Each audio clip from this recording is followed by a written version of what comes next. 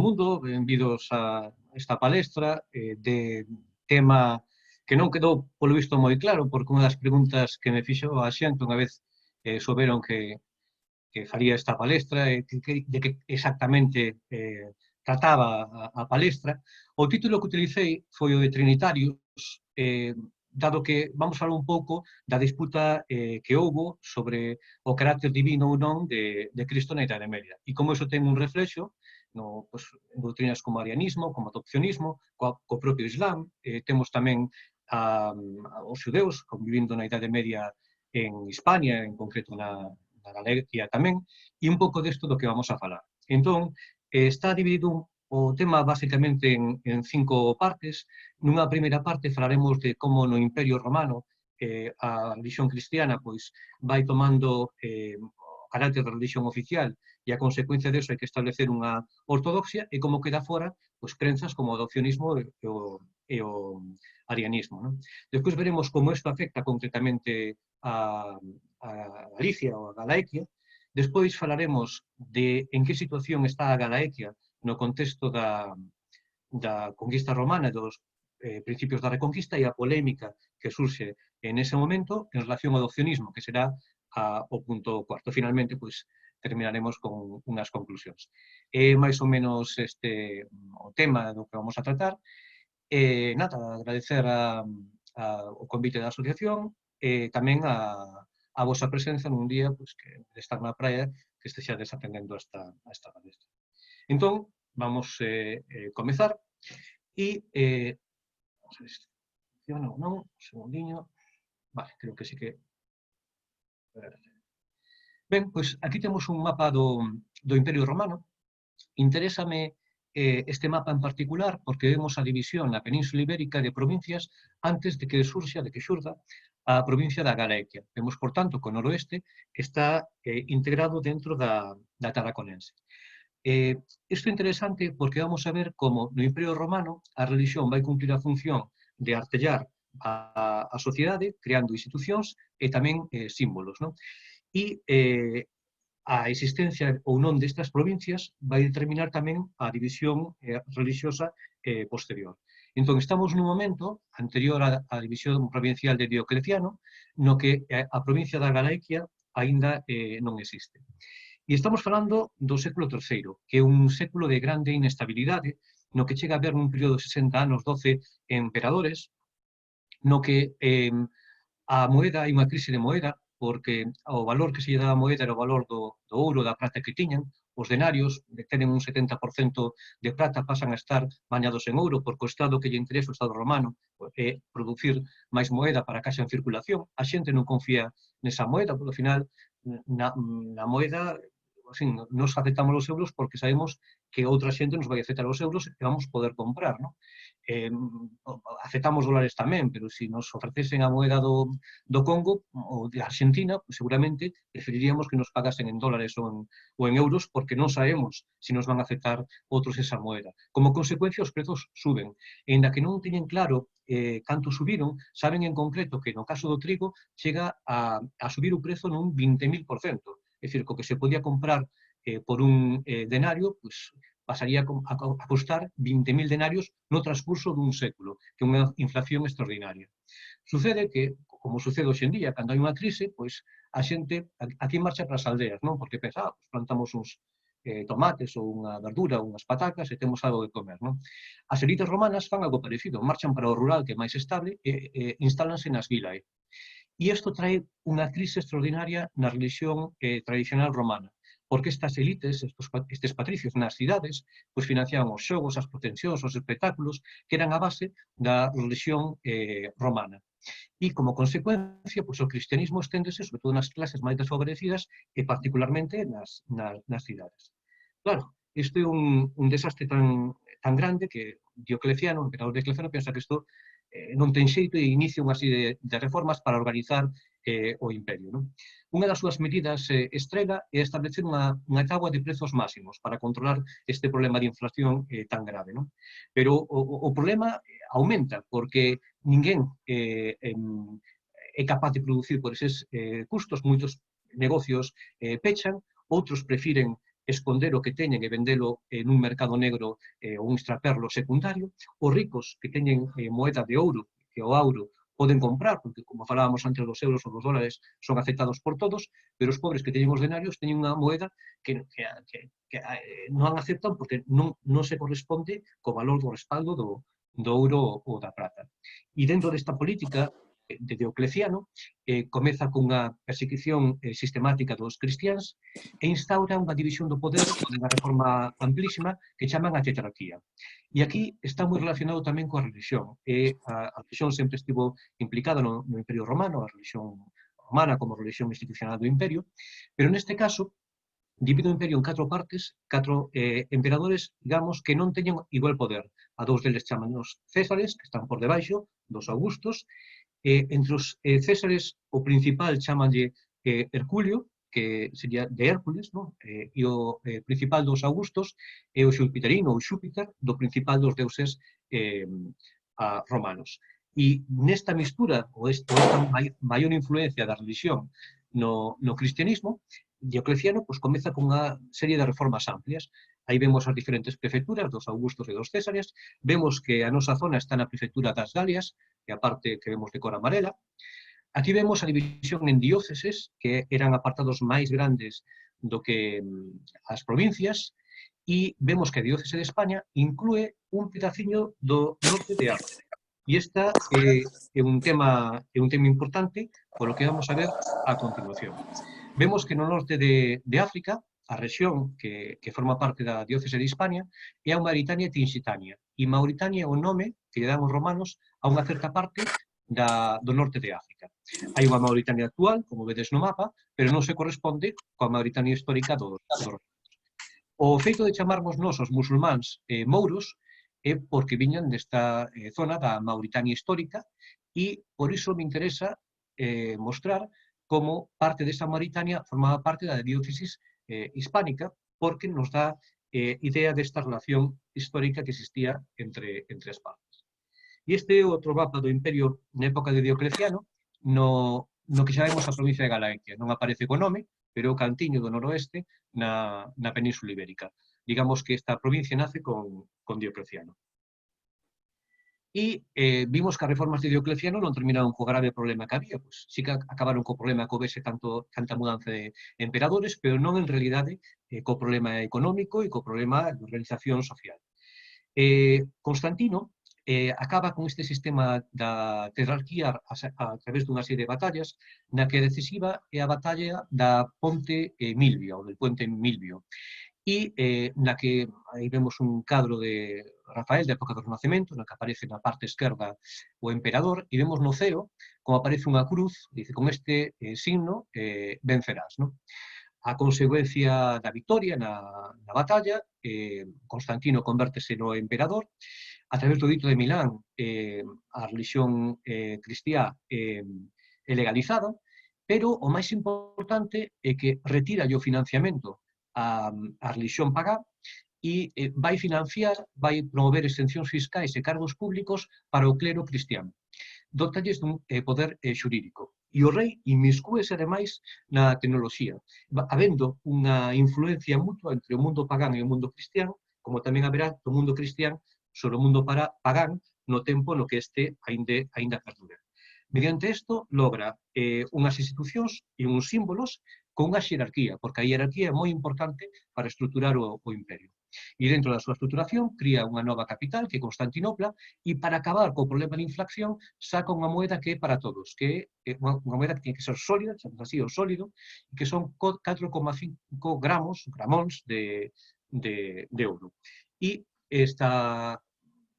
todo este século IV, pues, hai unha sucesión de emperadores nos que progresivamente o cristianismo vaise asentando, pero no que hai un para atrás, un retroceso interesante na época de Xuliano, que vedes aí entre 361 e 363. Son apenas 2 anos, pero Xuliano Apóstata volta ao paganismo dunha maneira moi interesante, porque o que fai é copiar elementos do cristianismo, sobre todo a xerarquía, nesa volta ao paganismo. O paganismo, en certo modo, múltiple, non ten este sistema de organización tan estrito, tan hierárquico como ten o cristianismo. E vemos que o problema do cristianismo declárase progresivamente, bueno, volvemos para atrás na época de Teodosio, o último dos emperadores que aparecen nesta lista, que o cristianismo se converte en religión oficial, un proceso gradual desde a súa promoción, desde o momento que xa non está perseguido, hasta que finalmente declarado oficial e un traballo no que serán os dogmas e a ortodoxia. Un traballo nese sentido porque o que hai moitas variantes, moitas diferentes concepcións do que é o cristianismo. Son as chamadas heresías, que ven do grego, e que significa escolla, diferentes escollas que se van formando, e que teñen un carácter, de alguma maneira, tribal ou étnico, no sentido que moitas veces son relacionadas con determinados povos. Por exemplo, os arianos, primeiro en Oriente, e máis tarde será entre os godos. Non? O donatismo ten sobre todo suceso no norte de África.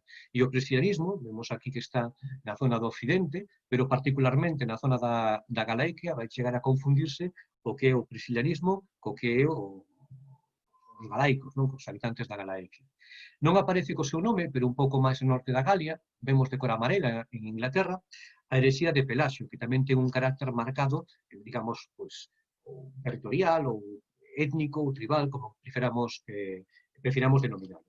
Isto é moi interesante porque, de alguna maneira, desde a época de Constantino, que se quere artellar un poder utilizando a religión para crear esta identidade a través das institucións e dos símbolos. E para que haxa unha ortodoxia, convócase no ano 325 o concilio de Nicea. E vemos neste cadro, vemos o Papa, pero vemos máis próximo a nós, á esquerda, o propio emperador, participando e dirimindo unha cousa inédita, non? Que un emperador pois, dirima nos aspectos puramente de teoloxía. E o punto fundamental, o punto de discusión con todas as diferentes heresías que surxen, ten que ver co carácter unitario de Deus, Deus é un, e trinitario, Deus son tres, un pouco o misterio do título da palestra, si son trinitarios contra os antitrinitarios, non? E vemos aquí que, basicamente, bueno, hai unha expresión que utilizamos hoxe en día que se armou la de Dios es Cristo, non? Precisamente por ese tipo de discusión se Deus, se Cristo é Deus, ou Cristo ou Jesús son persoas diferentes. E aquí vamos a ver as diferentes posturas. Para uns, Jesús solamente é humano.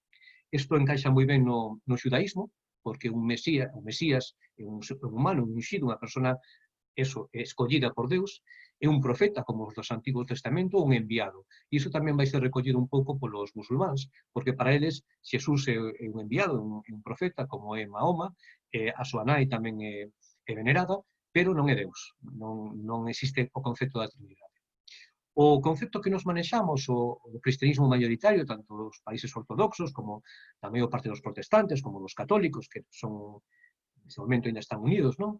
É que Xesucristo é as dúas cousas. É Xesús, a parte humana, e Cristo, a parte divina, sen separación nin confusión.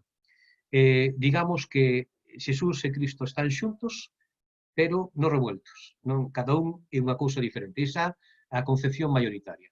Hai outra na que Xesús e Cristo, a parte divina e a parte humana, están xuntas, pero tamén están revoltas, tamén están misturadas. E este é o seguinte apartado do monofisismo, ou dos abelianos, e neste caso, por exemplo, a idea de coptos, siriacos ou armenios que manteñen esta liña é que a personalidade humana de Xesús acaba disolvida na divina e desaparece, sendo, por tanto, un. Non están separados, están unidos e están, ademais, misturados. E a terceira variante dentro dos trinitarios é que a figura de Xesús e de Cristo están separadas. Son dúas cousas diferentes. Non? Influen os nestorianos, que esta variante, esta heresía, céntrase no punto de que se Xesús é filla dun ser humano, de María, non pode ser mai de Deus, non? Será mai de Xesús, será mai de Cristo, non pode ser mai de Deus. Non? O docetismo, que creen que de alguna maneira Deus se introduciuse en Xesús, e, por tanto, separan a figura de Xesús e a parte divina da parte humana.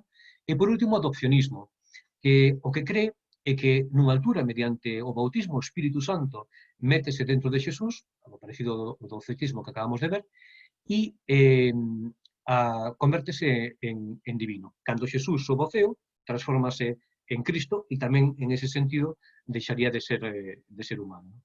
É un pouco como os heróis do mundo clásico greco-romano, é como un Heracles, un Hércules, que ao morrer transfórmase nun ser divino, pero en orixe non o sería. Vemos aquí a división do imperio nos principais patriarcados, que eran 5. Interésame aquí ver que no patriarcado do Occidente, o que ten que ver con Roma, que nos inclúe a nós, pois eso, só está Roma. Na parte do Oriente, que era a parte máis importante para os romanos, porque era onde estaba o diñeiro, onde estaba a ciencia, onde estaban, en fin, os coñecementos, pois hai máis. Está Constantinopla, a nova capital creada por Constantino, está Antioquía, está Xerusalén, está Alexandría. E sabemos que parte destos acabarán baixo dominio musulmán uns antes, outros máis tarde, pero é interesante constatar que a parte oriental do Imperio Romano, que chamamos Bizancio, aguantou 1000 anos máis, non? Con capital en Constantinopla. Bueno, no seguinte apartado, revisando no Instagram dos herexes, encontramos estas fotografías, unha é de Ario e outra de Nestorio, que son moi importantes para o que vamos a continuar a falar. Ario ten unha grande disputa co bispo Alexandre de Alexandría, se miramos no mapa de antes, aquí, vemos Alexandría está no norte de África, en Egipto, a grande cidade fundada por Alexandre Magno en Egipto, un foco de cultura, famoso pola biblioteca, etc. E este Ario discute con este Papa Alexandre porque, na opinión del, sendo Xesús fillo dunha muller, non pode estar á mesma altura que Deus. Está un escalón por debaixo, porque non é eterno, ten un comezo. Deus é o eterno, Xesús non é eterno porque eterno é o que non ten principio nem fin, e Xesús tivo un principio cando naceu da súa nai, de María, non? Este é un punto grave de debate. E no Concilio de Nicea, xa vimos que era no 325, isto queda desbotado e Ario ten que marchar ao exilio. Pero logra, de feito excomungado, lévase fatal co bispo Alexandre de Alexandría, pero nunha altura fala co emperador Constantino e este di que se pode borrego que se acepta a unidade da Igrexa, isto que hai unha certa marxe para interpretacións. E este refrendado, pero ao mesmo tempo matizando as súas ideas, volta a Alexandría e impulsado, animado por Constantino, para recibir a comunión do bispo de Alexandría, deste Alexandre co que tiña un gran enfado. E cando, esta gran inimizade, e cando está en Alexandría paseando polas rúas, como se fora un desfile, recibido polas xentes, que tiña moitos seguidores, o arianismo, naquela zona, pois, de repente, encontrase mal, ten necesidade de ir ao baño, desmaiase e morre. Moi sospeitoso, sempre acaba a idea de se foi en realidade Ario, este primeiro que vemos na zona da esquerda, nesta diapositiva, foi en realidade envenenado. Os Finos, un dos seguidores, parte para a terra dos godos, e o arianismo, chámase, por certo, arrianismo en castellano, e Ario chámase Arrio, é a mesma persoa, non? Pois ten un grande suceso entre os visigodos. Nestorio é tamén moi interesante, era do que falábamos antes, que discutía se a Virxe María, se María era mãe de Deus ou era mãe de Xesús, era Cristo Tocos, mãe de Cristo, ou Teotocos, mãe de Deus. Tamén ten que marchar para o exilio, e marcha concretamente para a zona do Imperio Sasánida, o Imperio dos Persas, e as súas igrexas, as nestorianas, teñen unha gran difusión polo Oriente, como vemos neste mapa. Pero afectan fundamentalmente as zonas da Mesopotamia, de Irán, de Irak, Siria, as zonas que se convertirán ao Islam. E, de feito, hai unha crenza de que o cristianismo que coñece Mahoma está máis relacionado con estas ideas nestorianas e antitrinitarias que co cristianismo de Nicea, o niceano, o que dará o noso catolicismo e tamén o ortodoxo. E aquí terminamos o primeiro apartado, o que ten que ver con Roma, co Imperio Romano, e vamos a ver no que se aplica a nosa zona, a zona da Galaequia. Temos esta mapa, que en realidade, esta bandeira, que en realidade unha recreación do que sería a bandeira dos suevos na época. E aquí o que temos primeiro é o tema de Prisciliano. Na Galaequia hai unha, isto nos falou bastante Carlos Guerra na súa palestra hai unhas semanas, chega a haber unha identificación entre a provincia da Galaequia e o priscilianismo, moi intensa, non? De feito, como ele é executado en Triers, en Tremedis, no ano 375, o seu corpo é traído supostamente a Galaequia e ten seguidores e é venerado, ten un culto como mártir.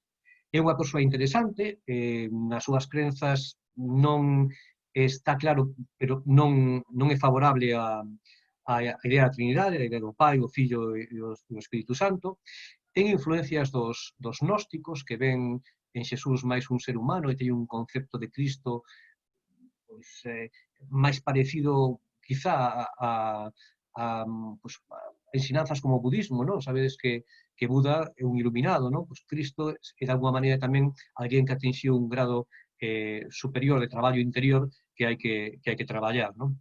É interesante que é vegetariano, é partidario tamén en contra da estrutura e a estética, a estrutura da Igrexa, e non en contra da estrutura da atacala, sino que considera que ten que ser unha Igrexa austera, é o que el defende. O papel da muller é máis importante que en outras, que no cristianismo oficial, chegando a creer que poden exercer tamén de sacerdotes, xoga un papel importante no priscilianismo.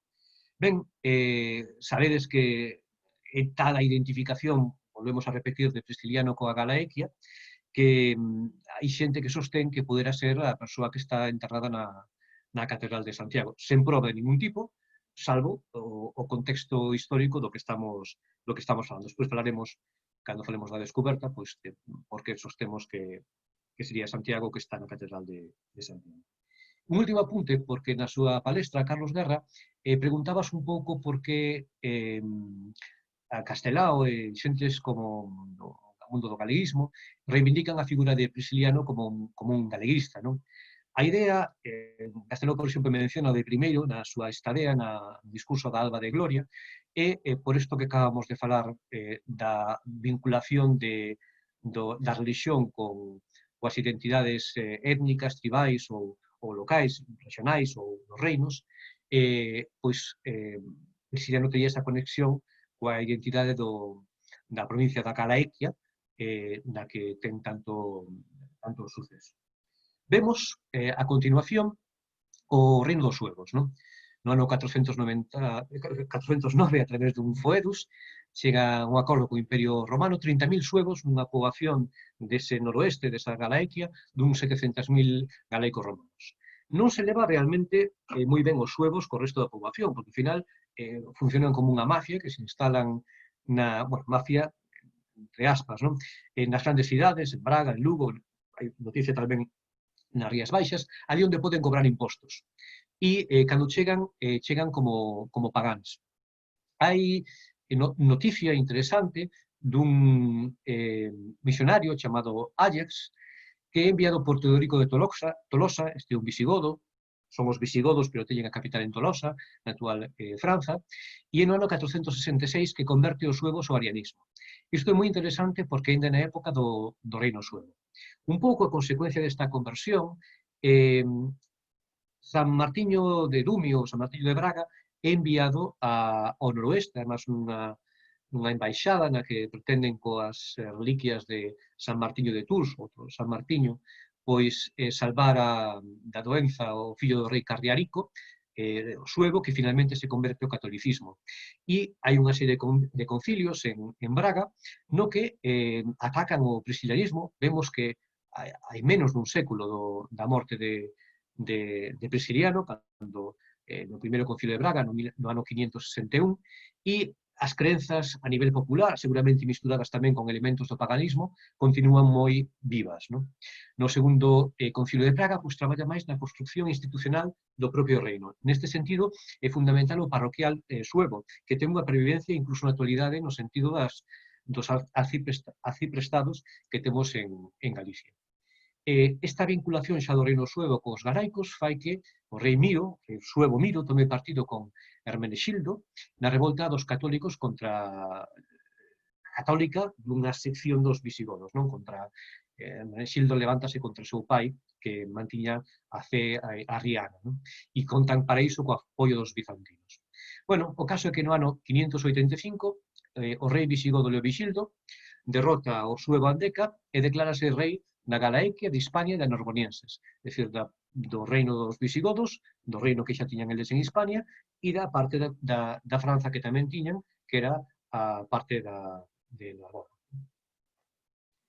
Aquí temos algunhas fotografías un fotograma, a primeira, dun filme do ano 69, de Buñuel, que é a Vía Láctea, na que este personaxe pois, interpreta a Prisciliano.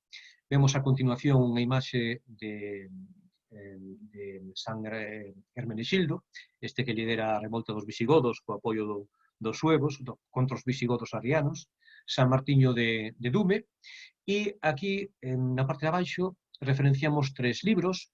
Os 2 primeiros tratan sobre Prisciliano, particularmente de Xosé Chaorrego, moi interesante para quen queira afondar un pouco neste tema, e falamos do parroquial suevo de Martiño de Braga, pero ele tamén é autor dun libro que se chama De Correctione Rusticorum, no que tenta erradicar estes elementos do priscilianismo que continúan vivo e tamén outros elementos do paganismo, como ler os agoiros nas entranas das aves. De Correctione Rusticorum significaría para a corrección das xentes do campo, pero tamén pode ter un matiz pexorativo no sentido de para a corrección dos pailáns, no sentido no que nós utilizamos a palabra pagán. Al final, os pagos, son o campo, e os pagáns son os habitantes do rural, por esta maior pervivencia que no rural teñen tanto as ideas, a religión pagá, os costumes pagás, canto e os rituais, canto as influencias que tería o priscilianismo. Aquí vemos en diferentes mapas a evolución do reino suevo.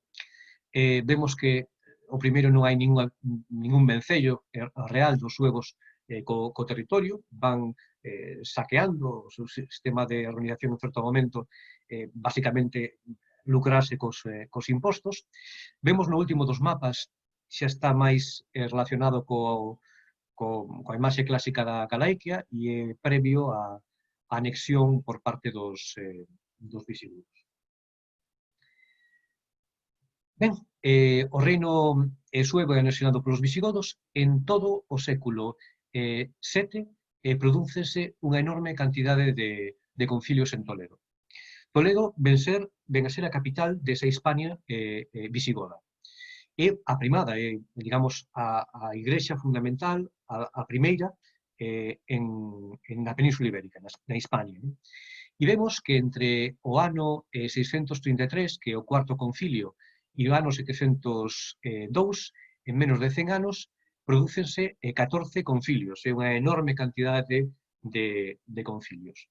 Algúns deles, nos primeiros, ponemos aí, que a figura é coñecida, San Isidro de Sevilla, que o que as preside, pero interesa moito como nestes cánones cárgase contra os xudeos, que xa están presentes na Península Ibérica, pídese separar aqueles que presionanos para convertírense ao cristianismo, e piden aos conversos que non teñan relacións cos que manteñen a fe xudía.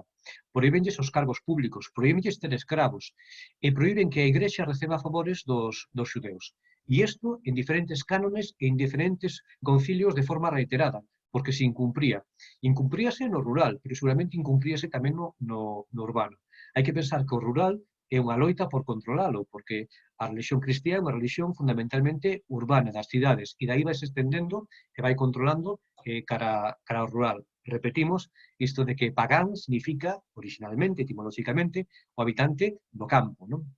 Pasou a significar o que mantiña as crenzas anteriores ao cristianismo.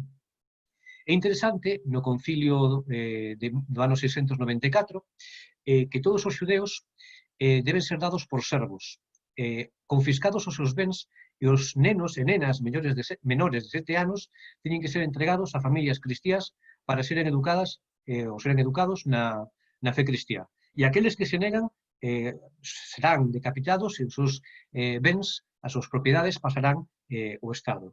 É unha política moi agresiva contra os xudeus e moi pouco antes, pois 15, 16 anos antes da invasión dos musulmáns, dai que sempre se teña comentado o apoio que os xudeus dan á invasión musulmana, que supón un alivio para eles. E pasamos ao seguinte apartado, que é o do Reino do Noroeste. Utilizo a expresión do Reino do Noroeste como se utilizou na exposición da Cidade da Cultura, en Galicia, un relato no mundo, porque este reino aparece con diferentes nomes. Aparece con o nome de Reino das Asturias, aparece co nome de Reino de León e aparece tamén co nome de Reino de Galicia en diferentes momentos. Aquí vemos os símbolos, e os símbolos, porque aquí está o tema interesante, con independencia do nome que utilicemos, o que hoxe é Galicia, León, Reino de León, me refiro, non a provincia de León, con Asturias, o Principado de Asturias e o norte de Portugal, formaban un único reino. E, por tanto, a Cruz dos Anxos era o símbolo de todo o reino, como León será o símbolo de todo o reino, e tamén os cálices eran o símbolo de Galicia. Non vamos a entrar agora niso, pero todos estes símbolos teñen un significado, e se alguén ten interese, pois, despois no período de preguntas, pois podemos comentar por que a Cruz dos Anxos, ou por que o cálice para Galicia, ou por que tamén o león. Ben, no seguinte apartado, porque estábamos, se fixades na diapositiva anterior, do século VIII ao século XI. Básicamente, desde a conquista musulmana, no 711, até que no século XI se produce a toma de Toledo, que é o período de hexemonía deste reino do noroeste. Entón, seguindo fundamentalmente a estes tres autores, Anselmo López Carreira e a súa historia do reino medieval de Galicia, a Xosé Luís Barreiro, que relaciona a función política do reino do noroeste cos camiños de peregrinación na Idade Media, e tamén co artigo na revista Límina de Adeline Ficua, ou como se pronuncie, sobre Elipando, o rei do Oviedo e o culto a Santiago. E daqui vamos sacar algunhas ideas. Unha é que entre os séculos VIII e IX os francos non son vistos como aliados deste reino, porque este reino de Asturias considérase herdeiro dos visigodos, e os francos eran rivais dos visigodos. A Igrexa de Toledo ten problemas con Roma, e mediante un proceso que chaman a doación de Constantino antes de morrer doaría o imperio ao Papa, e por eso este Papa tería o dereito a dirixir toda esta zona do Occidente, a ser o primeiro entre todos os bispos, e chegará a un acordo cos francos que culmina no ano 800 coa coroación de Carlomagno. Carlomagno ten intereses na Península Ibérica, coñecidos as lendas de Roldán, dos 12 pares de Francia, do ataque a Zaragoza. Fracasa Carlomagno na conquista de Hispania, pero derrota no sur de Francia os musulmáns na parte do sur de Francia que formou parte do reino dos visigodos. E máis tarde pois impulsará a marca hispánica, digamos, a zona do que será Aragón, Cataluña, Navarra. Entón, a Igrexa de Toledo segue a ter a primacía sobre a península, pero a Igrexa de Toledo está baixo dominio musulmán. Eles, os bispos de Toledo, considéranse os que digamos, teñen que dirimir calquer tipo de disputa e teñen a última palabra cos temas de teoloxía e que teñan que ver que aconteza na Península Ibérica. E nos textos denomínase a estes cristiáns que viven baixo dominio musulmán como hispani, De aí que se utilice o de galaicos para ese reino do noroeste con frecuencia. Non? De feito, rivalizan uns e outros cristianos do norte e estes cristiáns que viven baixo o dominio musulmán pola herdanza dos visigodos. Non?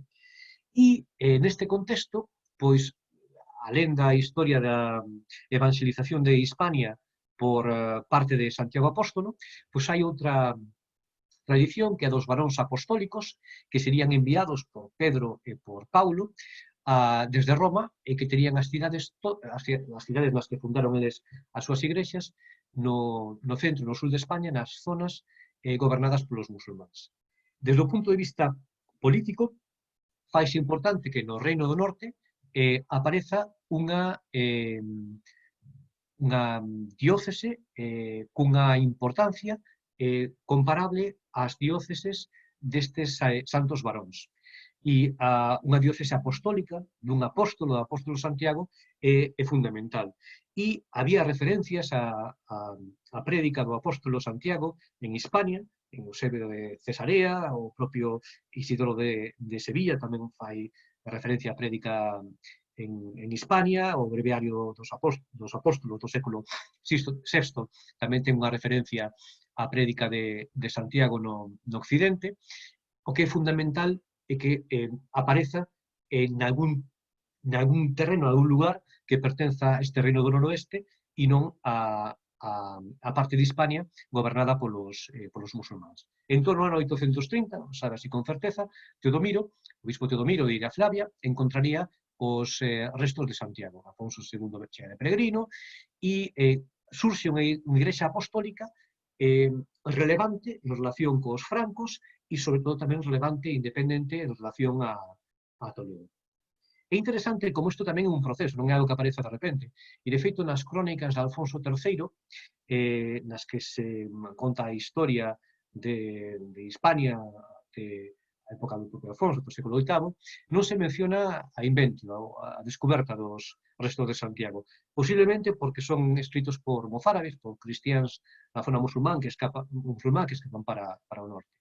E temos xa, na época do século VIII, dous libros importantes, o comentario ao Apocalipse do Beato de Liébana, do que falaremos máis tarde, e o de Verbum, no que Santiago se reivindicado como cabeza, protector, de alguma maneira, patrón das Españas.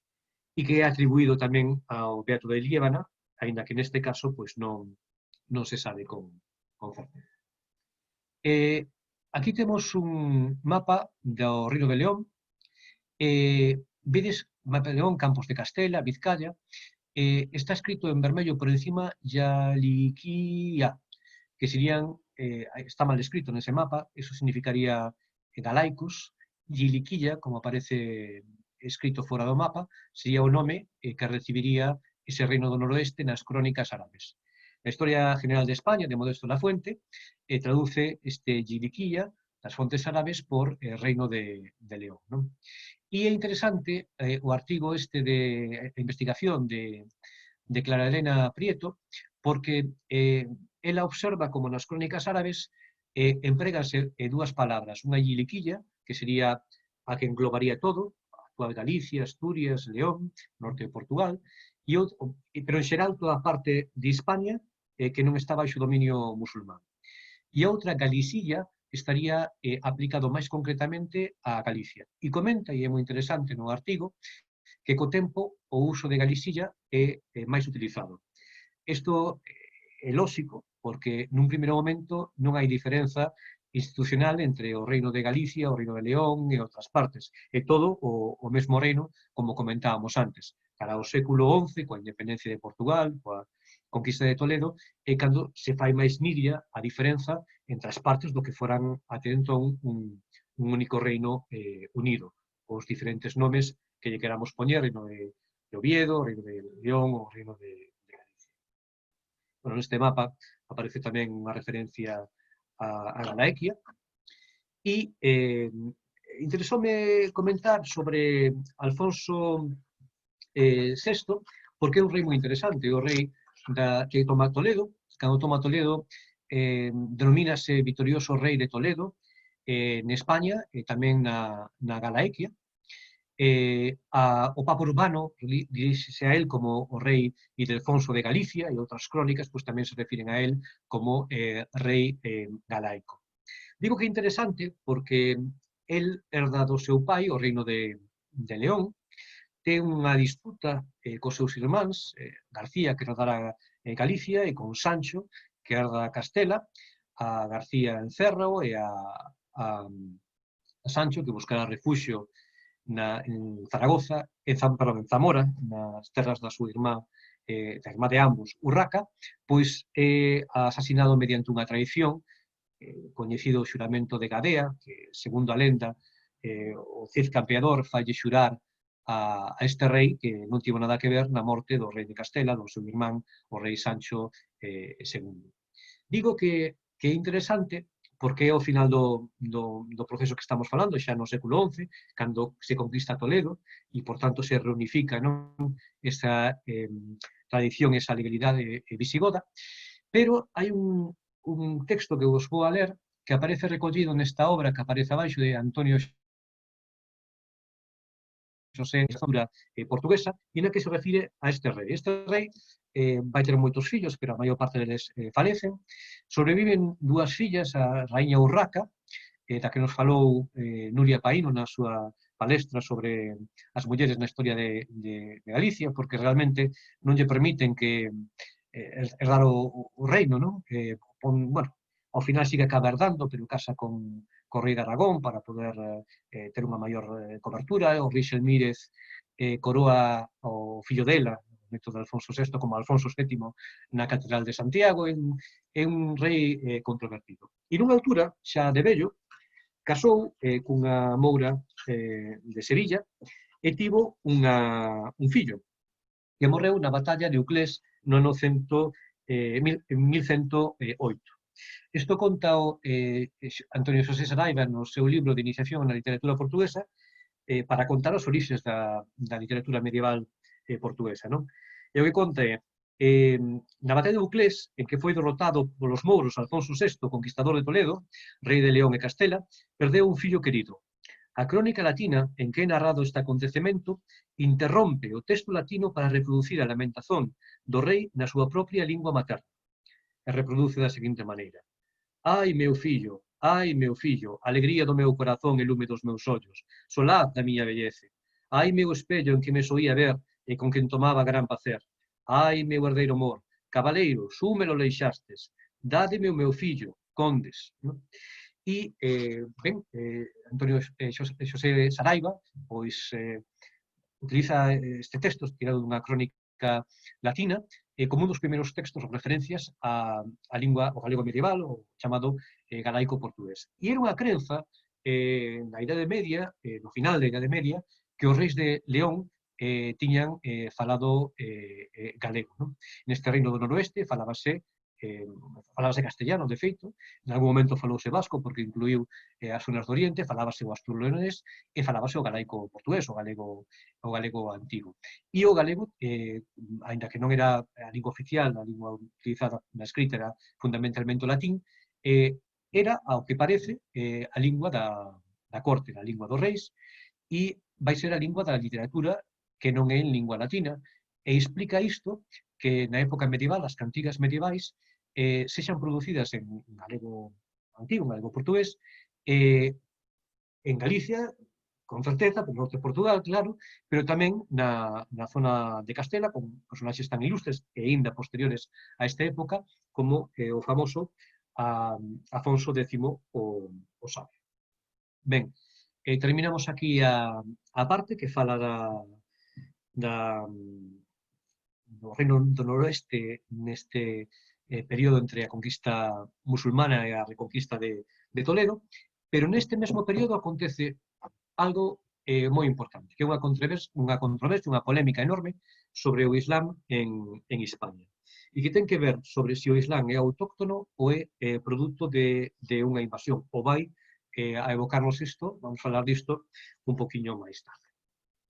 En fin, a querela enfrenta a dúas personalidades fundamentais. Elipando de Toledo, que é o obispo, de Toledo, que ten apoios en xentes como Félix de Urgell, con o bispo Ascapio de Braga, tamén tomará partido polo adopcionismo.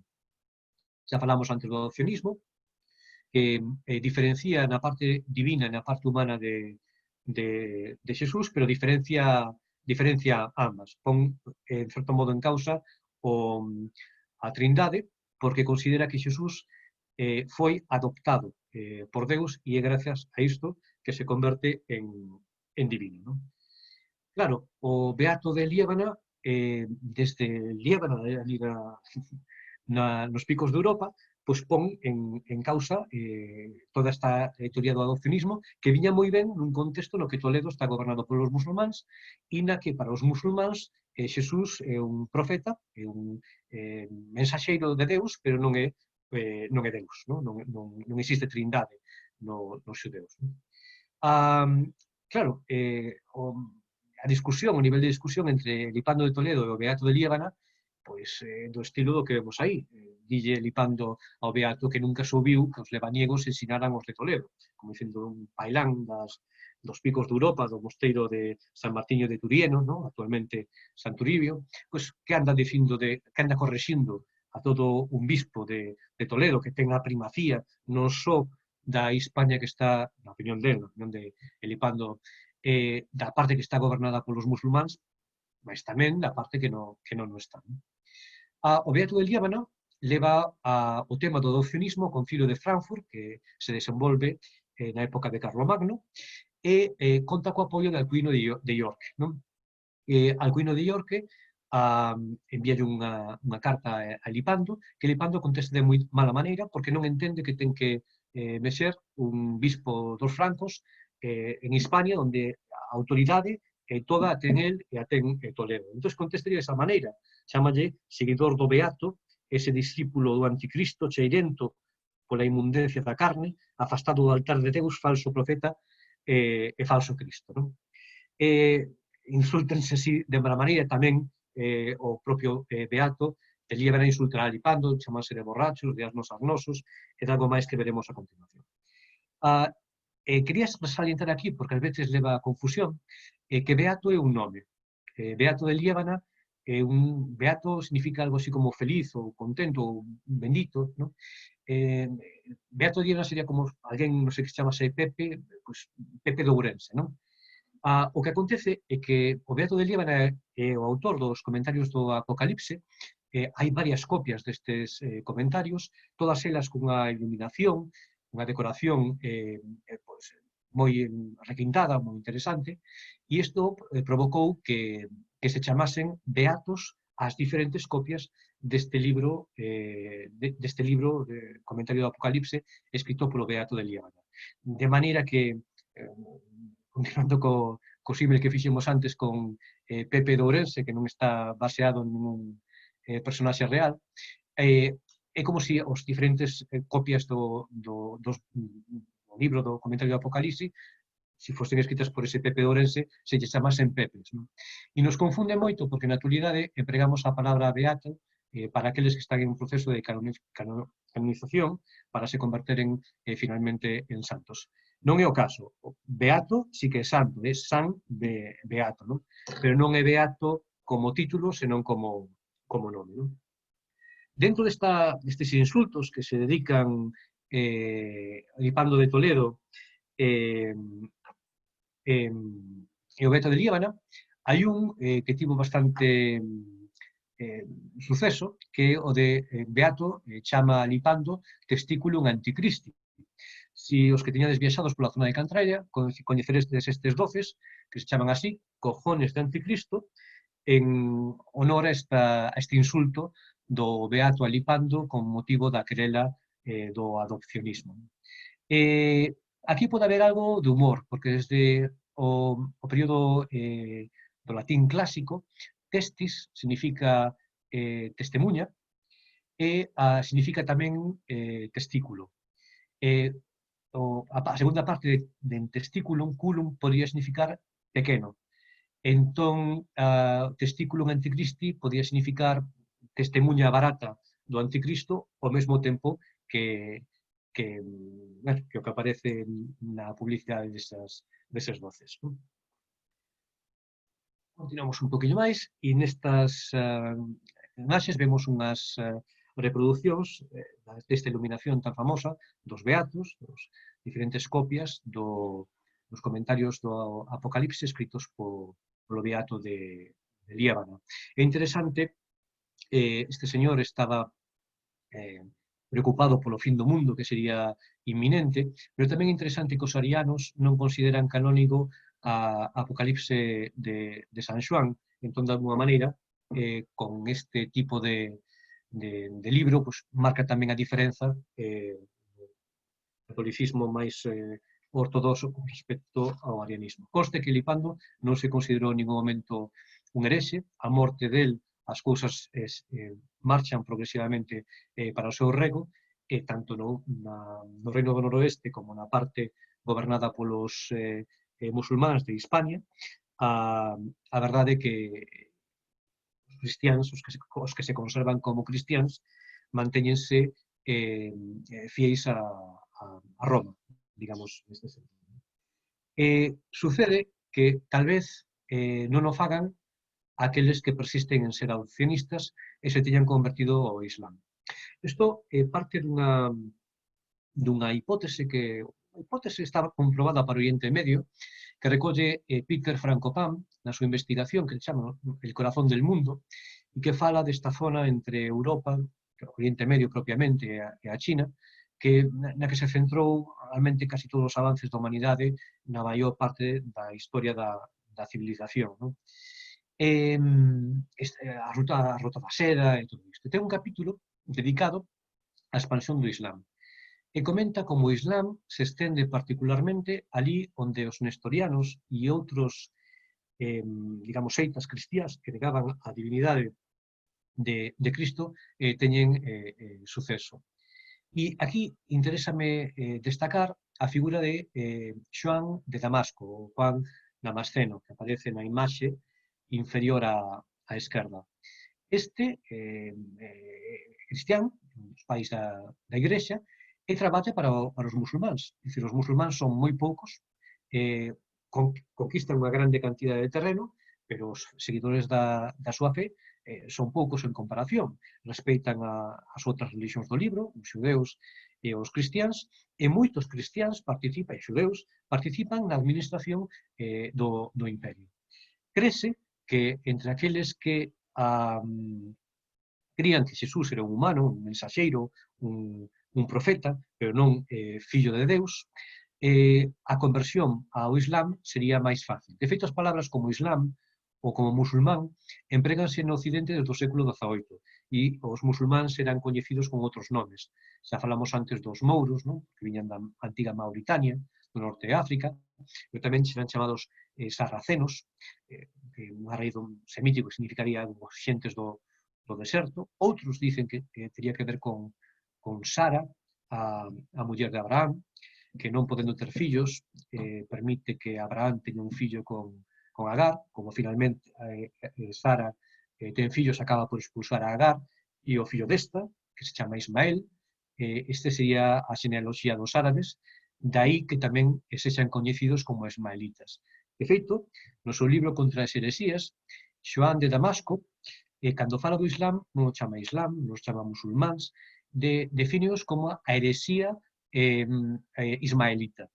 E iso é moi interesante porque alenta as discusións de ata que punto nestes primeiros séculos, no século VIII, no século IX, había unha división clara e tallante entre o cristianismo e o Islam. Ou polo menos vai ser motivo de discusión.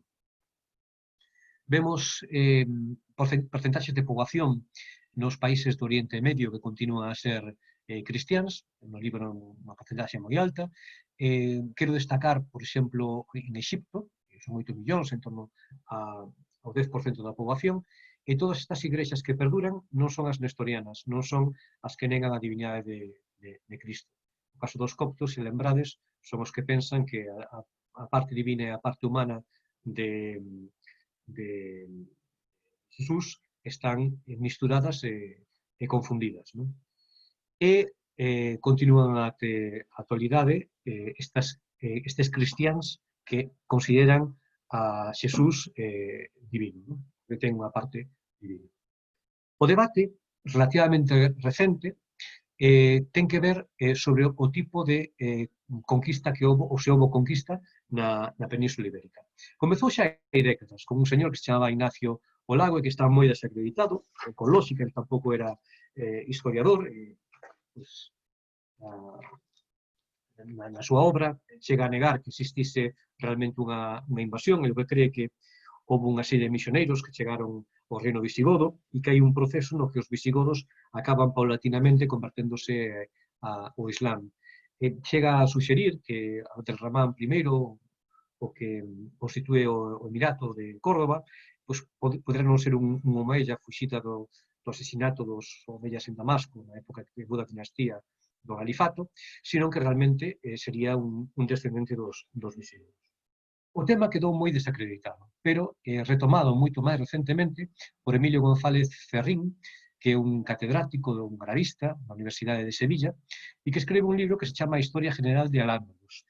E aí volve a recuncar sobre estas ideas que defendía Ignacio Olago, conforme non houve realmente invasión, nega a existencia de invasión e nega incluso a existencia do Islam, porque o que defende el é que o Corán, Corán significa recitación, entón sí que había recitacións, pero o Corán, digamos, igual que cando analizamos o cristianismo, vimos que o Concilio de Nicea é fundamental para escoller os evanxelios canónicos e para dirimir en aspectos sobre a divinidade de Cristo, pois é un proceso que no caso de Islam complétase no século X, no ano 900 e pico. Por tanto, no 711, cando se produce a invasión, na opinión del, a suposta invasión musulmana, iso non podría ser porque non está constituído o Islam. E, de feito, reitera, non había nin palabra, nin Islam nin musulmán. Chamabanlles ismaelitas, sarracenos, e nega a existencia de crónicas nas que se refiran a esta conquista. Non? Ben, outro catedrático, neste caso de Historia, Alejandro García San Juan, monta en cólera e escreve, justificada, escribe o seu libro La conquista islámica de la península ibérica y la tergiversación del pasado.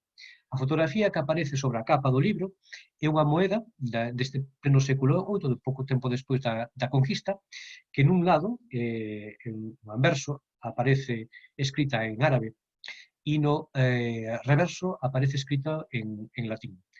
E é unha evidencia de invasión. Reitera a parte das evidencias arqueolóxicas que temos estas moedas, que hai crónicas máis ou menos contemporáneas exteriores a España, a Península Ibérica, nas que sí que se refiren a esta conquista por parte dos musulmáns. Emilio González Ferrín reitera as súas teses da Historia General de Al-Ándalus en Cuando fuimos árabes, dicindo, pois, se houve ou non houve invasión e o de menos, o caso é que hai un proceso histórico na que a sociedade hispano-romana acaba converténdose ao Islam. E probablemente o adopcionismo xogou un papel, como o que vimos que contaba Peter Frankopan, que xogou o nestorianismo no Oriente para a conversión ao Islam de lugares como actual Irak, Siria ou Irán. Non? E ese é o motivo de discusión. Sábese que desde o primeiro houve conversións, sábese, por exemplo, unha familia moi famosa na zona de Zaragoza, que son os Banu Casi, os fillos Banu, Ben, Bin, significa o fillo de, e Casi sería Casio, sería un nome hispano-romano. Sábese que parte desa familia posteriormente volta a convertirse ao cristianismo a medida que avanza o Reconquista e habería comunidades importantes de hispano-romanos convertidos ao Islam. Isto non nega ninguén, non nega tampouco Alejandro García San Juan. Sábese que o primeiro hai unha división grande entre árabes, bereberes que acompañan na conquista e os muladís, os hispano-romanos convertidos, pero nun proceso histórico acabarán por se misturar, igual que o primeiro, o árabe non terá un uso cotidiano, será unha lingua de cultura, xogando o papel do latín no norte, pois, calquera texto escrito, no sul escribiríase en árabe, moitas veces mesmo polos cristianos, non? Que habitaban en Al-Ándalus. E a consecuencia deste proceso, falamos para o período máximo de casi 800 anos de presencia musulmana, en concreto en Granada, porque a maior parte da Reconquista termina no século XIII, pero persistía o Reino de Granada. Pois, ao final deste proceso, en Granada, pois, o árabe sí que existe como lingua cotidiana, que tamén existe un dialecto particular do árabe, que é o dialecto árabe Andalus, non? Diferente, semellante diferente, pero diferente do Magreb e de Siria, Líbano ou outros lugares. E este é un tema interesante porque de controversia contemporánea, non? Na medida que tamén en España hai unha maior presenza de musulmáns, en torno a 1 millón hoxe en día, pois a medida que hai musulmáns que xa naceron en España, que hai españoles xa de nacemento convertidos ao Islam, pois tentan de alguna maneira reinterpretar a historia con grande polémica que xa existiu na época da República entre os historiadores, a clásica debate entre Sánchez Albornoz e Américo Castro, non? E cal é o papel que debe xogar na historia de España a parte, como diría Emilio González Zarín, árabe cando fomos árabes, non? Utilizando a expresión que utiliza el no seu libro. Entón, chegamos a unhas conclusións de todo o que vimos comentando nesta palestra, e é que para vertebrar a sociedade vanse creando unhas institucións e uns símbolos, non? A religión cumple o papel para vertebrar estas institucións no momento que non hai moita institución civil e tamén, sobre todo, son un aspecto importante simbólico, non? No caso concreto noso, da Galaequia, a creación na época de Diocleciano dunha provincia específica da Galaequia, a súa relación no sentido que falábamos étnico, tribal ou provincial do cristianismo co Galaequia, dota de maior simbolismo a provincia da Galaequia, como dotará tamén a Constitución do Reino dos Suevos e as institucións do parroquial suevo na época de San Martiño de Braga. Os visigodos utilizarán ese mesmo arianismo como un marcador étnico para manter a diferencia entre os visigodos co común dos hispano-romanos. E cando deciden implicarse, cando misturan, digamos, cando se misturan os visigodos cos hispano-romanos, e cando finalmente os arianos, os visigodos, deciden converterse ao catolicismo. Outro tema importante é que o adopcionismo e outras crenzas sobre a non divinidade de Deus puderon ter xogado un papel importante na conversión ao Islam. Xogaron no Oriente Medio e no caso concreto de España temos toda esta tradición de antitrinitarismo, de prisciliano, do arianismo e finalmente de adopcionismo que pudo ter xogado un papel na conversión dos hispano-romanos de Alá.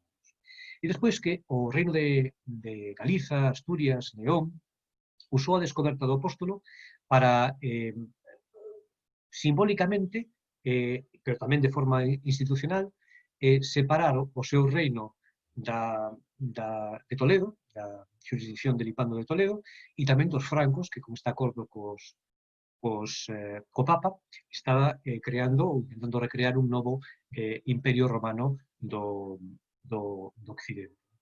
E finalmente, que coa independencia de Portugal no século XI e a conquista de Toledo, a predicación vai ter un aumento a época despois do século XII, hai unha intensificación do contacto dos francos, que xa non se ven tanto como rivais, senón como colaboradores, pero o papel da Galaequia decae porque a Galaequia fragmentase.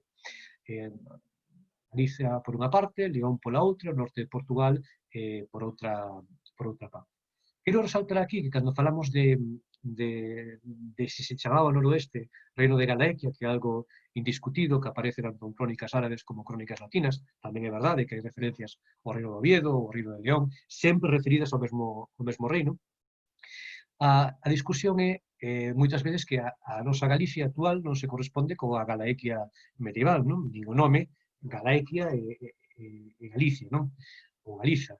O mesmo acontece con León. Nos textos medievais aparece León en latín como legionis, o Asturias aparece tamén en latín, non se corresponde ao legionis latino coa provincia de León actual ou coa cidade de León actual. Entón, é un pouco absurdo, non implica primacías de un sobre outro, simplemente saber que compartíamos reinos e que, por este aspecto simbólico, por o papel institucional que xogou a provincia romana de Galaequia, despois cos suevos, utilizas este nombre para denominar a parte da Península Ibérica que non é Hispania, que non está gobernada polos musulmanes, porque Lipano de Toledo síguese reivindicando o xefe o primado da Hispania e o Abderramán I é o emir de Al-Ándalus, pero é considerase tamén en latín o rei de Hispania. É un tema, por tanto, bastante complexo. Neste sentido, tamén, nos que discuten sobre o uso da palabra galaica para noroeste, mencionan ás veces que o uso dun título non significa que haxa unha institución detrás. Por exemplo, o noso rei, Felipe VI, o preparado, é emperador do Imperio Romano Oriental, do Imperio Bizantino, porque un dos seus antepasados, o rei Fernando o Católico, comprou do último dos emperadores bizantinos o título. Entón, entre a grande cantidade de títulos que ten o rei Felipe VI e o de emperador de Bizancio. Pero, obviamente, por moi preparado que estexa, o título non vai corresponder con unha institución detrás. Non? E por iso tamén, cando se fala do nome o uso da Galaequia na Idade Media, pois refírense a este aspecto de si hai unha institución detrás ou simplemente un título que se dan os reis. Non? Bueno, é un punto tamén interesante na discusión. E, non, este é o tema que quería tratar e quédanos agora un tempo para preguntas, se alguén quere facer alguna dúbida ou facer algún comentario. Bueno, hola Diego, escoitadesme ben? Escoitaseme, Diego? Perfectamente, eu escoito perfectamente. Vale, perfecto. Pois mira, temos aquí un par de cuestións no chat que che vou comentar. Entón, se faz o favor, ahora voltas un momentiño a presentación, porque a primeira delas vai en relación a diapositiva número 3, vale? Entón, temos esta cuestión que di que se tes tempo nos podes explicar, por favor, un pouquiño máis dos elementos que figuran neste punto 3 da diapositiva. Cita textualmente, Cruz de los Ángeles, León y los 3 cálices. Vale, pues a ver un segundiño, si son capaz de encontrar esa diapositiva. ¿Dijiste esa diapositiva 3? Sí, diapositiva del punto 3. Ah, del punto 3, vale. Sí. Vale, xa sei, hai dos símbolos, en realidade, non? Correcto. Entón, que expliques eso, a relación, o que expliques un pouquiño máis, se podes, estes elementos. Vale. Exactamente. Pois... un segundinho de como se pode atender. E de paso xa aproveito para trasladarche os parabéns que están deixando outros compañeros por aquí, que parece un tema moi interesante e tal, pero eso, por ir ao turrón, como se di, esta sería a primeira cuestión. Vale. Bueno, pois un pouco a historia dos 3 símbolos é que, en principio, os 3 símbolos representarían a este reino do noroeste, en épocas diferentes. Non? A Cruz dos Anxos é unha cruz grega, unha cruz de brazos iguais, unha influencia bizantina. Créese que foi feita para Alfonso II, o Casto, que viría na época da descoberta dos restos do apóstolo Santiago, o que gobernaba o reino naquela altura, e teria sido feita por xentes chegadas de Lombardía. Había naquela altura no mundo bizantino un debate iconoclasta sobre si era correcto ou non representar os icones, non? E moitos acaban tendo que marchar a outros lugares ou serían ben recibidos no reino de Asturias. A lenda di que esa cruz que se conserva na Catedral de Oviedo tería sido elaborada por anxos e eses anxos desaparecerían unha vez que se conclúe a cruz.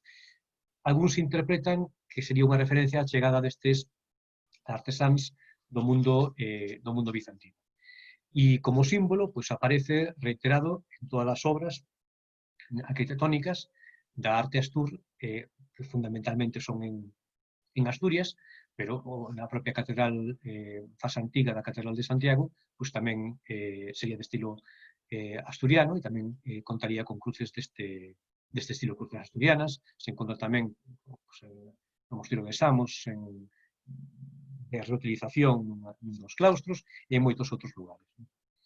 Entón, esa sería a relación con Asturias, non? O León ven dunha confusión, e é que creuse que León, a capital do reino, teria que ver con un león, cousa que non ten que ver, porque, como todos sabedes, ten que ver cunha lexión romana, e por evolución de legionis daría en León. Como era a capital, o León estaría relacionado con eso. De todos os modos, si os lembrades, na suposta bandeira dos suevos tamén habería un león, alén dun dragón, e podría estar relacionado, porque ao final existe unha certa continuidade, se non institucional, polo menos simbólica, do reino de Galaequia, que tivo capital en Braga, pasaría a tela interpretado desa maneira en Oviedo, en Cangas de Onís, en Oviedo, e finalmente en León.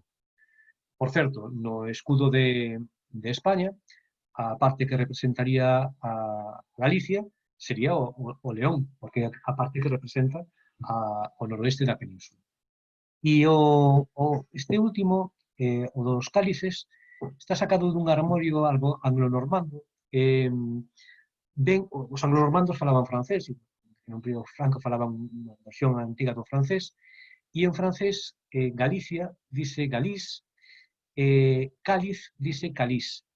Soa moi semellante. E por iso, igual que un castelo representa a Castelo, unha asociación co nome, un león a león, porque soa león como animal, non?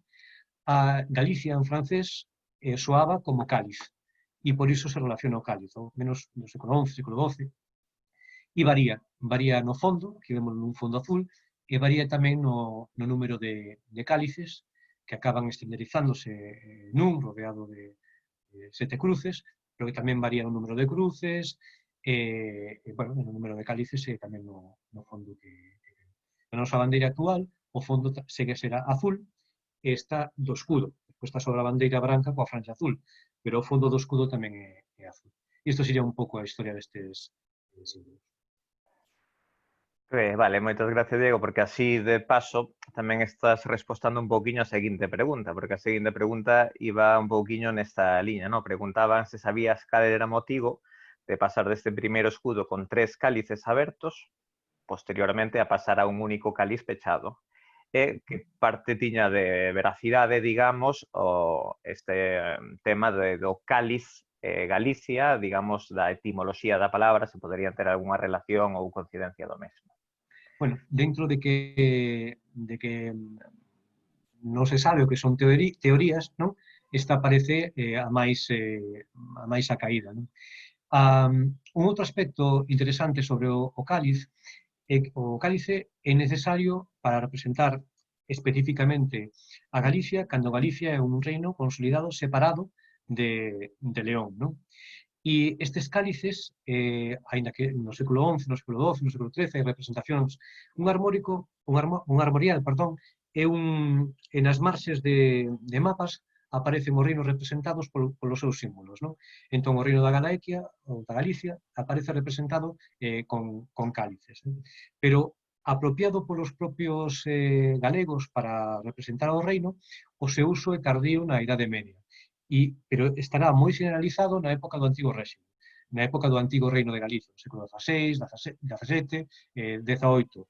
E aí son as vinculacións que se fan e as modificacións que hai, que relacionan tamén o cáliz como unha custodia, que tería a hostia, a Sagrada Forma no seu interior, tentas relacionar coa exposición permanente do Santísimo Sacramento que acontece desde o comezo na Catedral de Lugo, a capital clásica, non? Porque das capitais da provincia da Galaequia, a principal foi Braga, pero había 3 conventos, non? O que ten capital en Astorga, o que ten capital en Braga, no norte de Portugal, e o que ten capital no que hoxe é a Galicia actual. Grosso modo, porque non é exacto, pero a Galicia actual é o Conventus Lucenses, a parte da Galaequia que ten a capital en Braga. Entón, aí podría haber tamén unha conexión na relación co cálice, porque desde a época da conversión ao cristianismo, en Lugo, a tradición antiga da exposición permanente do Santísimo Sacramento. Podría haber aí unha reunión. E por último, no cálice que temos hoxe, no deseño actual do cálice, tal e como temos na bandeira de Galicia, contemporáneo, non sei exactamente o ano, pero dos anos 80, do século XX, e está inspirado no cálice do Cebreiro, no cálice da lenda, do Graal, que en realidad é un cálice románico, non? Pois na forma dese cálice na que se inspira o cálice actual do escudo oficial da Galega. Moi ben. Temos outra preguntiña máis dunha compañeira aquí, que é un pouco ambigua, pedinlle que concretara un pouco, pero bueno, a ver se lle damos collido o fío. Pregunta que máis nos podes precisar acerca de conversos e bereberes. A época e as características nas que se diferenciaban estes grupos. Os conversos e os bereberes. Correcto. Entendo que son os conversos ao Islam. Supoño, entendo que sí, claro, porque por eso digo, le pedinlle que precisara un poquinho máis a pregunta, preguntoume, claro, en que época e con que características se diferenciaban bereberes e conversos. Entón, a menos de que nos faga outra checa por aquí polo chat. É o primeiro de todo, na época da Correcto, século conversos ao Islam, esa é... E no século é o detalle, sí. Recuperamos aquí un mapa que hai da expansión do Islam.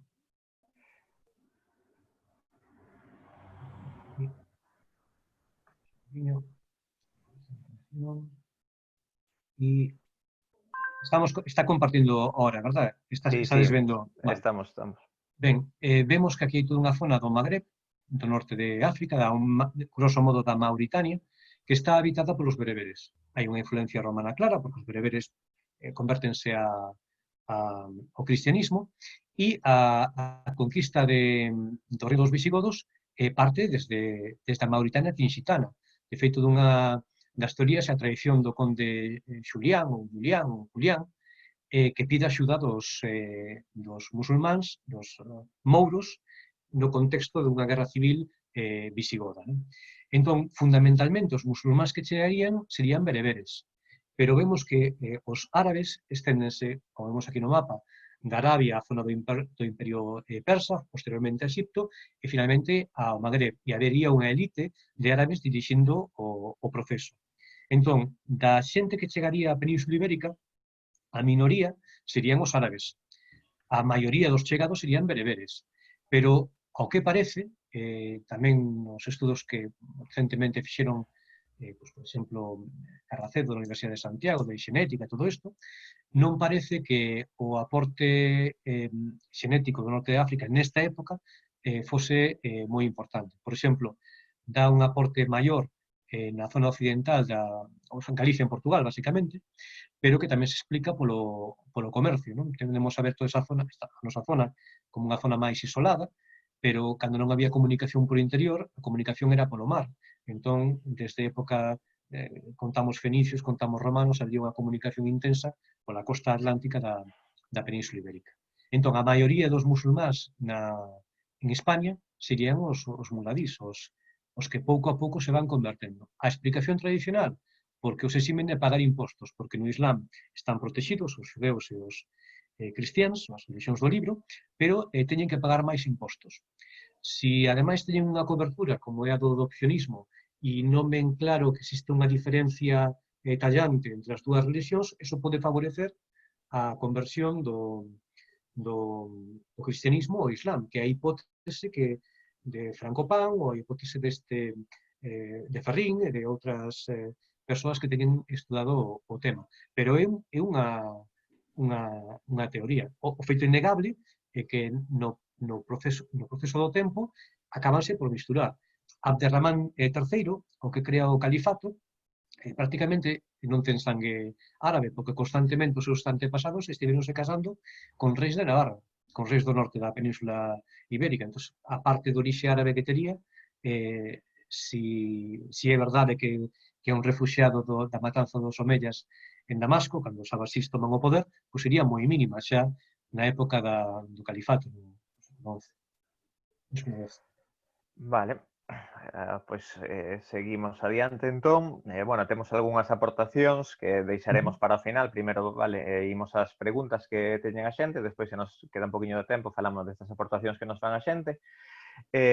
Invito tamén a todo o mundo, son as 5:30, levamos xa unha horiña e media desta palestra, desta ponencia de Diego, a que fagan as preguntas, porque despois intentaremos pechar a hora en punto para que cada un poda xa sair a pasar pola fresca ou remate o día como poida. Entón, a seguinte pregunta nos fala unha compañeira que ten unha dúbida porque dis que escoitou que o león tiña que ver tamén co escudo de Raimondo de Borgoña, que non sabe se é verdade. Sí, podría ter que ver tamén co escudo de Raimundo de Borgoña. A importancia que ten bueno, o león relacionase fundamentalmente porque león soa como animal, ainda que veña de lexión, non? Pero no deseño específico sí que podría ser. Tampouco, digamos, son un especialista na historia específica de cada un destes símbolos así ao miúdo, pero sí que ten sentido, porque además sabemos que desde a época de Afonso VI, pues haberá unha influencia moi grande de Borgoña. Sabemos a chegada de Raimundo de Borgoña, a chegada de Enrique de Borgoña, que de alguma maneira son os que dividen e herdan o que será, dividen o reino de Galicia, en Galicia, o do de Galicia con o de Portugal, e posteriormente a consecuencia desta a independencia de Portugal. Seguramente nese momento é cando chega a influencia provenzal, a opinión de xente como Iara Frateschi Vieira, Xosé Antonio Souto Cabo, de que isto influiría tamén nas cantigas medievais, non? Esta influencia provenzal chegaría da man dos borgoñeses e tamén repercutiría na influencia, digamos, do mundo franco, do mundo do centro de Europa, na Hispania medieval. Perfecto. Entón, polo de agora temos poucas preguntas máis, vale? Imos a esperar 5 minutiños a ver se algunha persoa deixa algunha pregunta, vale? Así que xa vos invito, por favor, a que fagades ahora a derradeira rolda de preguntas por hoxe para pasarlle a Diego. E nada, comentar na mentres que nos comenta unha compañeira de Lugo que dis que en Lugo, entendo que Lugo capital, defenden que o cáliz custodia do escudo fai referencia ao Santísimo que se venera na nosa catedral, é dicir, na Catedral de Lugo, non? Supoño que evidentemente sempre hai teorías ao respecto, sabemos que a historia hai que interpretala e dependendo das fontes, pois tamén sempre hai puntos de vista diferentes. Eu non o vexo moi contradictorio e de feito algo xa comentamos sobre isto, non? Correcto. Despois, nada, outra compañeira, temos aquí unha cita, tamén ao respecto dunha cuestión heráldica que vos invito a ler aquí porque é un pouco máis longa. Fala, entre outras cousas tamén, bueno, das influencias que chegaron do norte de África, cristiáns fuxindo do Islam, como o obispo Oduario, que refunda Lugo. Outro compañeiro que nos di que o león é un símbolo moi recurrente, así mesmo, na cidade de Pamplona tamén teñen este símbolo. Así que pouco máis, nada, na mentres espero... Facer un comentario a respecto diso, non? Dos cristiáns que chegarían do norte de África e os cristiáns que chegarían, os chamados mozárabes, que chegarían ao reino do noroeste, non? O reino de León en concreto, e nos séculos X e XI teñen unha influencia moi importante. De feito, as crónicas de Afonso III, nas que contan a historia da época de Afonso III, créense que está escrita por mozárabes e, de feito, non hai referencias á descoberta do apóstolo, que xa teria acontecido precisamente porque estaban dando probablemente importancia a outro aspecto destes perseguidos do sur da Península Ibérica, que reforza tamén un pouco a idea de que os máis... sempre hubo cristiáns na parte musulmana, no sur, pero reforza un pouco máis a idea de que aqueles que non aceptaron a conversión acaban escapando para o norte, en canto que outros, pois, fanse máis, no sur acaban maioritariamente converténdose ao Islam. O que non, cal non deixa de ser unha teoría, pero que é parte do miolo da discusión histórica que hai agora. Ok, pois nada, polo de agora pouco máis, así que vou facer este último interludio, mentre vos deixo 5 minutiños para pensar algunha pregunta para Diego, senón despois darelle paso para que se despida ou faga algún último apunte sobre esta cuestión que estamos tratando. Aparte dos parabéns que xa se traslado Diego, despois os compañeros xa cho farán en privado tamén.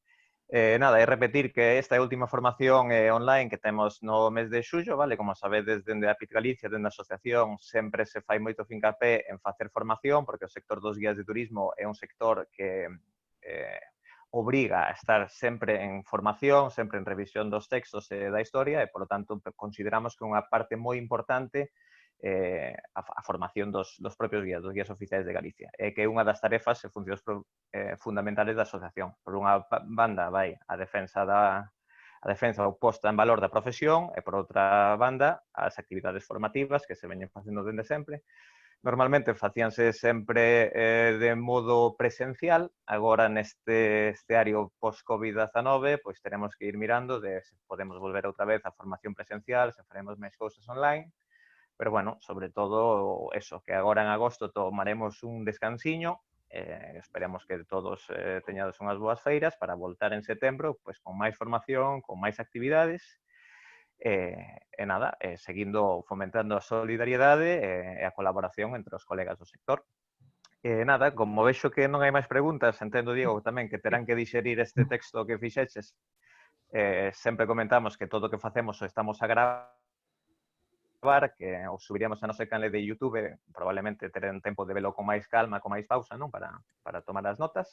Quería facer un comentario Sí. sobre isto un pouco tamén a xito tamén de despedida, non? Porque ao final isto é unha palestra para guías, non? Todo isto normalmente non se pode contar a ninguén nos grupos, non? Pero hai cousas das que falamos hoxe que soen ter bastante impacto e interesar a xente porque dalle esa impresión de que aprenden cousas, non? Por exemplo, o dos mouros que tiña que ver con Mauritania, unha provincia do norte da África, ese tipo de cousas, na miña experiencia teñen bastante impacto no público, non? E tamén comentar que é un tema moi controversico, porque é moi polémico, porque estamos nunha época de grandes mudanzas en Europa e en Estados Unidos, de grandes movimentos de poboación, e moitas veces se fan interpretacións de todo ese tipo de temas en función de ideoloxías. Entón, tamén é moi interesante, moi importante, ser o máis, non sei se a palabra é aséptico, pero sí, a palabra é non meterse en temas de ideoloxía cando se fala dese tipo de temas, non? Para alguén que se sinta alarmado pola inmigración, non? Haberá temas dos que damos aquí que verán todo isto como unha catástrofe. Para quen vexa a inmigración como algo positivo, pois verá isto como, pois sempre históricamente existiron este tipo de fenómenos, non? Ambas perspectivas teñen a súa parte de realidade e, en calquer caso, non é a función nosa dirimir ou catecumenizar nunha opinión ou noutra a xente que ven as nosas visitas. O que si vos aseguro que, en xeral, ese tipo de temas teñen o seu impacto entre a xente que participa nas visitas. Sí, eu de feito estou totalmente de acordo contigo, primeiro, porque somos un centro, bueno, especialmente Santiago, que está marcado pola historia religiosa, polo tanto, tamén a comunidade de Galicia e a nación española, sempre temos visitantes que veñen de diferentes culturas e diferentes religións. Por exemplo, por facer un exemplo claro, cando veñen os americanos que profesan diferentes religións ou diferentes manifestacións dentro dos mesmos grupos, entre xudeos, cristiáns e demais, pois sempre está moi ben ser, sí, aséptico, obxectivo e intentar falar con claridade, porque ao fin parte da profesión do guía é a divulgación. Hai que ser o máis preciso posible, pero evidentemente tendo en conta a sensibilidade dos asistentes. Polo tanto, eso, moitos traballamos sempre en Santiago, sabemos que Santiago ten esa atracción e que a xente, pois, bueno, sempre ten curiosidade por saber as cousas e, de feito, penso que todos aprendemos moito con esta exposición e que servirá, sobre todo, para seguir indagando, non? Porque o bo destas charlas, destes webinarios, é a veces coller o fío para poder seguir tirando do fío e seguir estudiando, seguir documentándonos, non? Así que nada, eso, os parabéns que che trasladan todos os compañeiros, moitas Gracias a gracias a vos. todos, sobre todo que acabamos en boa hora, en bo tempo, polo tanto, nada máis, personalmente, Diego, agradecerche a túa disposición sempre para todas as actividades da Asociación de Guías, desecharche un bo verán, se non nos vemos polas rúas de Compostela. Bo verán a todo o mundo. Graciñas. Gracias a todos por a asistencia. Como sabedes, colgaremos este vídeo como as outras exposicións, as outras conferencias na nosa canle de YouTube. Agora no mes de agosto, como pararemos con formación en directo, comenzaremos a colocar os vídeos anteriores. Así que, nada máis a todo agora. Moitas grazas por participar. Vémonos nas prazas e nas rúas. Bo día a todos.